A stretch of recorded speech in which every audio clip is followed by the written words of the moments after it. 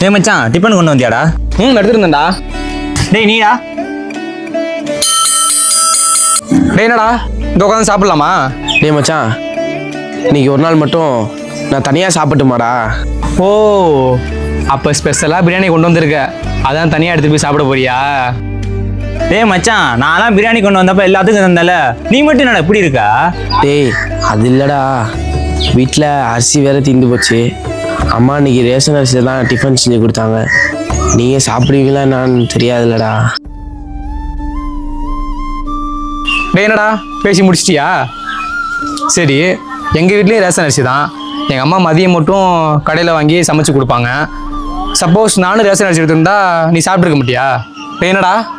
டேய் சும்மாடா நீ வேற. டேய் லூசாடா நீ. நம்மளாம் சின்ன வயசுல ஏன் ஸ்கூலுக்கு அனுப்புறாங்க தெரியுமா? இந்த மாதிரி வேற்றுமை பார்க்காம ஒற்றுமையாக இருக்கணும் தான். டேய் மச்சான், பசிக்கு சாப்பிட்ற ஒவ்வொரு அரிசியும் நல்ல அரிசி தான்டா. டிஃபனை கொடு. நல்ல நண்பன் வேண்டும் என்று அந்த மரணமும் நினைக்கின்றதா? சிறந்தவள்